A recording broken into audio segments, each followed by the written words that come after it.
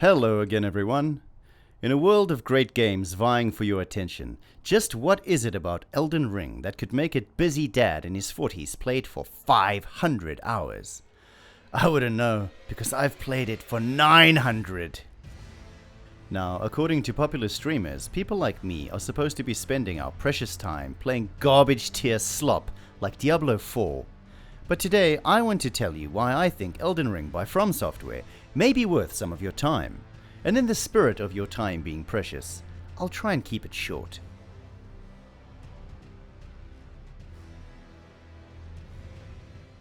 Whenever my puzzled friends ask me how I can keep replaying the same game over and over and over again, I give them the same reply. It's the combat. Like the Dark Souls games before this, the combat in this game relies largely on making you panic and then laughing at you and punishing you for panicking. You can be as high of a level as you want and still get completely stun-locked and destroyed by 3 rats if you panic. The primary way of avoiding attacks is by dodge rolling at the right time. You see, rolling gives you a few frames of invincibility, so if you roll as the attack is coming in, it'll miss you. But in Elden Ring, the designers have done their absolute best to trick you into panic rolling at the wrong time and getting hit. And just like in Dark Souls, when you die because you panicked and started mashing the roll button frantically, you get that feeling of, damn it, that was my fault. Now don't get me wrong, some of the fights in this game are outright unfair. There are numerous camera issues, particularly with the larger bosses. And dodge rolling off the edge of a cliff in some of the boss arenas can leave you wanting to tear your hair out in absolute rage.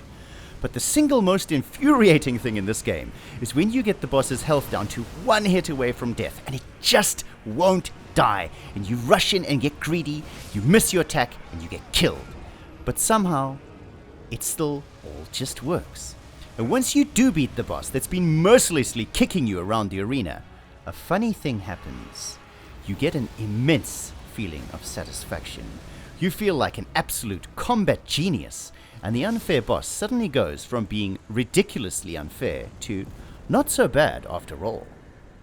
It also burns these bosses into your memory. Almost all of the bosses have a unique character and unique attack patterns and weapons, which you can often get after defeating them. Far from being mere gatekeepers, every single boss fight is a spectacle in its own right, featuring important characters you will remember for years after you've finished with the game.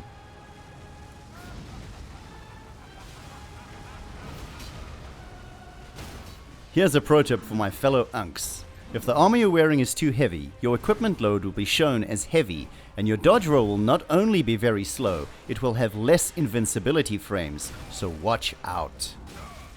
If you're playing online, one feature I really enjoy is that you get to see the bloodstains of people that died in the area you're currently in. And if you touch them, you get to see exactly how they died. Now, while these can be a nice warning that you're about to fight a boss or enter into a trap, when you've just beaten a boss, these allow you to feel so smugly superior that some other random pathetic fool died in the place that you know you never would, even if you just did a lot.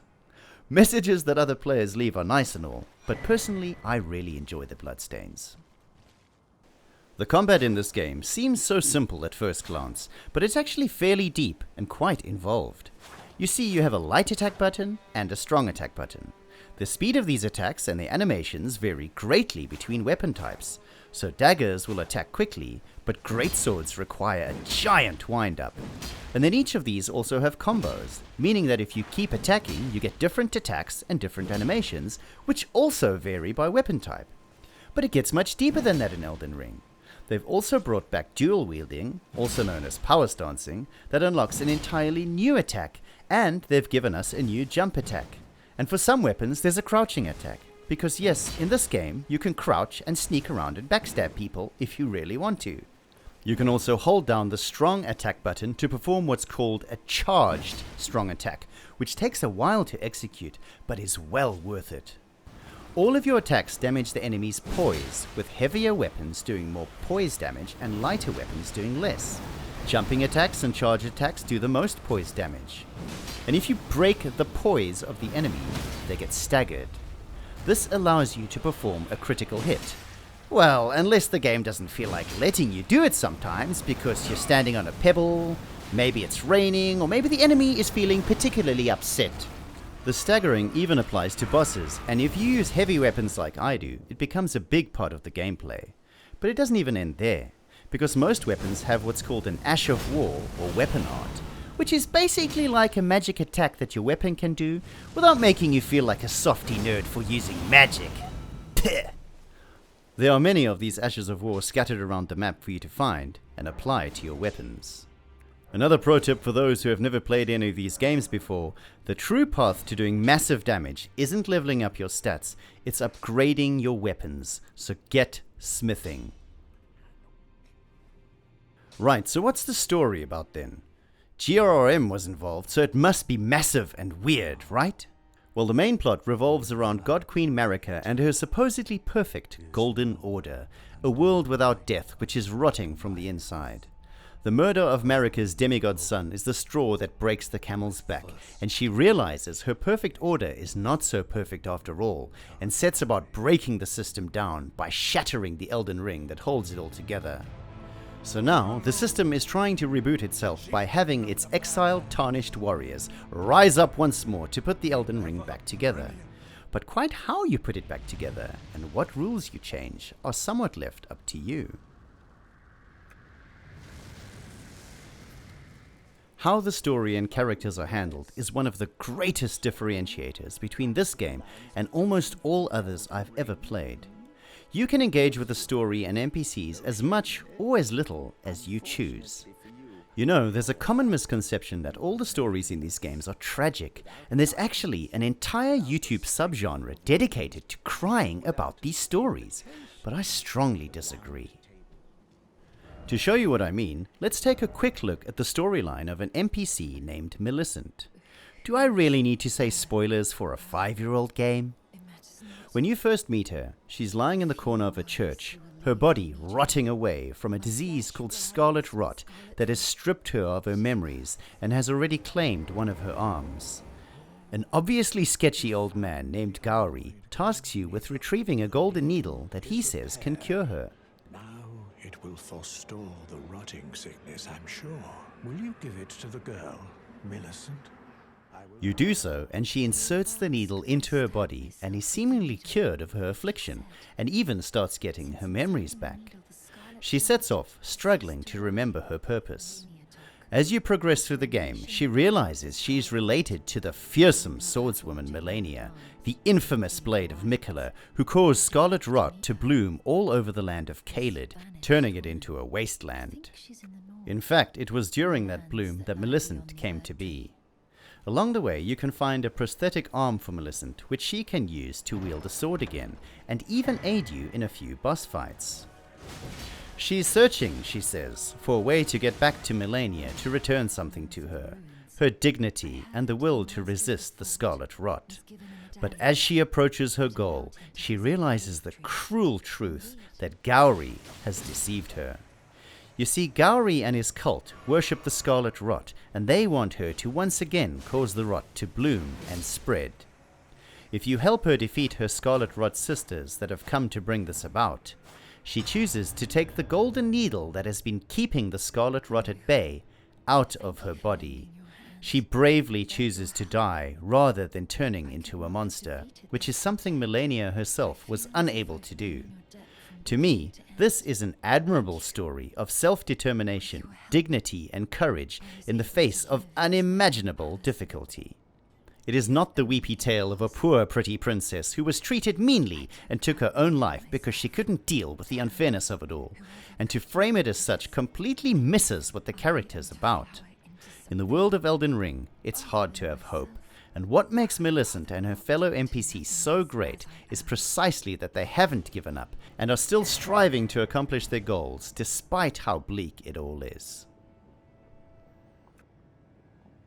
And hey, if you just can't stand all this NPC stuff and find them absolutely insufferable, you can actually just go ahead and kill them in this game, though do be warned that they will fight back.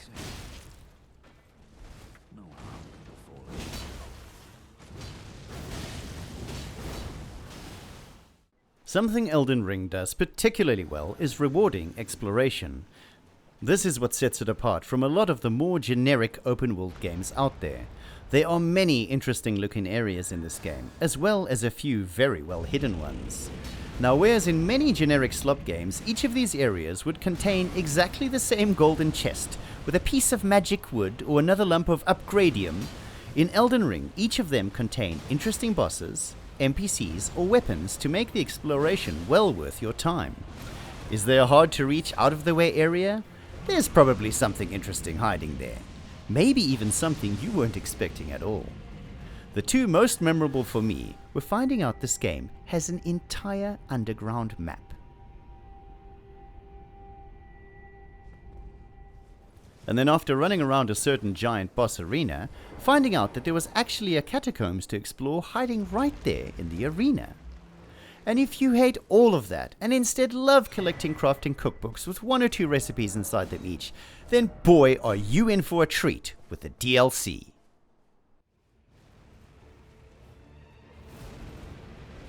Okay, I've ignored the elephant in the room for long enough. Let's talk about the difficulty. Is Elden Ring a hard game?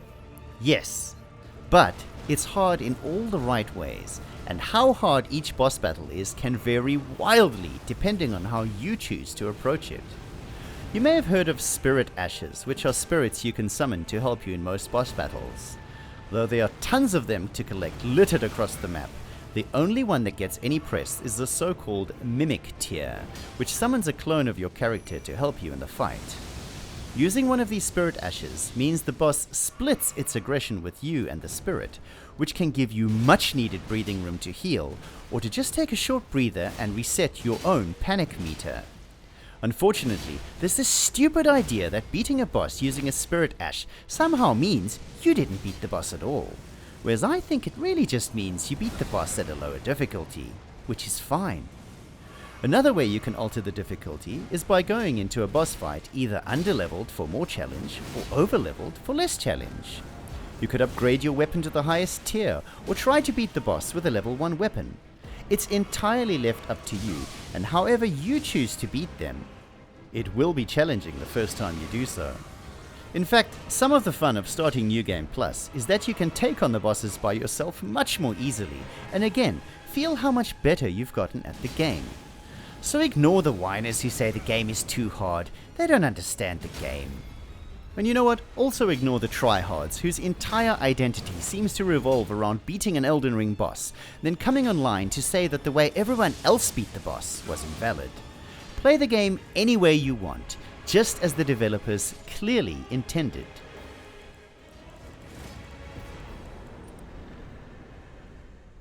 Now, while I do consider this game a masterpiece well worth your time and money, it is far from perfect. If you've played the previous Dark Souls games, some of the tricks and traps can be seen coming a mile away.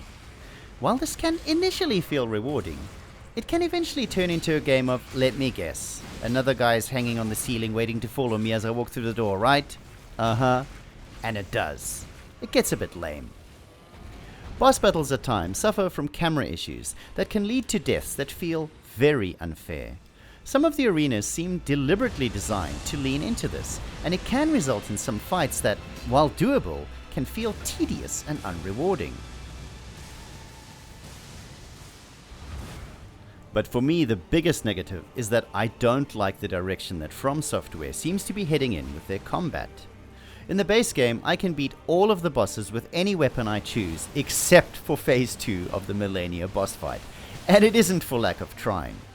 To me, Melania is very different from all the other bosses in the game, and it isn't just because she heals on every attack and has her now infamous, massively damaging, but avoidable waterfowl dance. Especially in her second phase, she becomes hyper-aggressive and seems to be able to dynamically chain together combos of attacks that can at times feel relentless, forcing you to play very aggressively to stop her. While you may be able to run away and heal, it is just as likely she'll leap clear across the screen and kill you as you do. She also gets what's called hyper armor for some of her moves, which means you cannot knock her out of certain attacks. She'll just take the hit and keep on attacking you.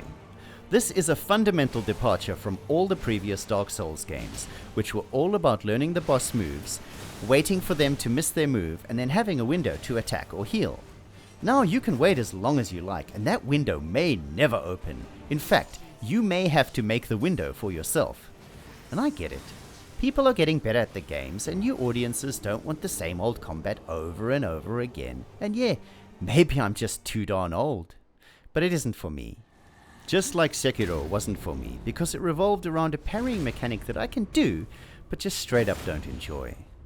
To my sorrow, the Shadows of the Erdtree DLC seems to have been made with Melania's boss battle in mind, and now both bosses and some of the bigger enemies have seemingly endless dynamic combos and charge attacks that can cover huge distances, ensuring you never feel safe. I can and have finished the DLC multiple times. I just unfortunately don't find it to be very fun.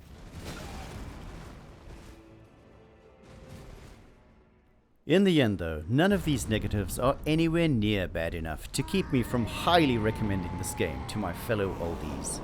If you're looking for a game that will challenge you fairly and reward you for the time you put into it, this is the game for you. Thanks again for watching, and always remember, level vigor.